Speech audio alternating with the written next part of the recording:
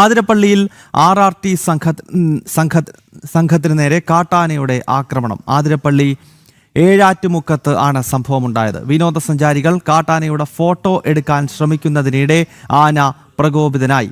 RRT സംഘം ആനയെ കാട് കയറ്റാൻ ശ്രമിക്കുമ്പോഴായിരുന്നു ആക്രമണം.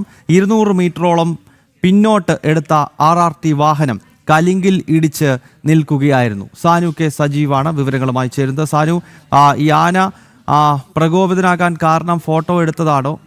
അപകടം എങ്ങനെയാണ് സംഭവിച്ചത്? ഈ RRT സംഘത്തിന് നേരെ ഉണ്ടായ ആക്രമണത്തിന്റെ മറ്റു വിശദാംശങ്ങൾ എന്താണ് സാർ? ഈ അതിരപ്പള്ളി മേഖലയിൽ നമുക്ക് എല്ലാവർക്കും അറിയാവുന്നതുപോലെ പതിവായിട്ട് കാട്ടാനയുടെ വന്യമൃഗങ്ങളുടെ ഒക്കെ സാന്നിധ്യമുള്ള ഒരു പ്രദേശമാണ്. അതുകൊണ്ട് തന്നെ അവിടെ വരുന്ന വിനോദസഞ്ചാരികൾ ഇത്തരത്തിലുള്ള ആനയെ മറ്റ് വന്യജീവികളെയും കണ്ടാൽ പ്രകോപിപ്പിക്കരുത് എന്നുള്ളത് വനംവകുപ്പിന്റെ നിർദ്ദേശമാണ്. അത് മറികടന്നുകൊണ്ട് ഇവർ ഫോട്ടോ എടുക്കാൻ, ചിത്രങ്ങളൊക്കെ ഫോണിൽ പകർത്താൻ ശ്രമിച്ചതോടുകൂടിയാണ് ആന പ്രകോപിതനായി ഇവർക്ക് നേരെ പാഞ്ഞെടുക്കുന്ന ഒരു സാഹചര്യം ഉണ്ടായത്. ഇത്തരത്തിൽ വിനോദസഞ്ചാരികൾക്ക് നേരെ ആന വരുന്ന ദൃശ്യം കണ്ടുകൊണ്ടാണ് ഈ RRT സംഘം ആനയെ തുരത്താനായിട്ട് എത്തുന്നത്.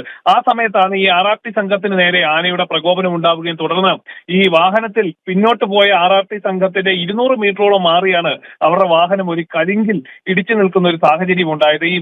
ഈ അതിരപ്പള്ളിയെ കുറിച്ച് പറയുമ്പോൾ വൈശ്ശേരിയിലടക്കം കർഷകനെ ആന ചവിട്ടിക്കൊന്ന ഒരു പ്രദേശമാണ്. അതുകൊണ്ട് തന്നെ വലിയ രീതിയിലുള്ള വന്യജീവി സാന്നിധ്യമുള്ള ഒരു പ്രദേശമാണ്. അവിടെ വിനോദസഞ്ചാരികളെല്ലാം ജാഗ്രത പാലിക്കണമെന്ന് ഏറെ നാളായിട്ട് വനംവകുപ്പ് കൃത്യമായിട്ട് പറയുന്നതാണ്. ആ നിർദ്ദേശങ്ങളൊന്നും പാലിക്കാതെ വന്നതോടുകൂടിയാണ് ഇപ്പോൾ ഈ ഒരു അനിഷ്ട സംഭവം കൂടി ഉണ്ടായിട്ടുള്ളത്. ഓക്കെ, സാനു കെ സജീവാണ് തൃശ്ശൂരിൽ നിന്നും ചേർന്നത്.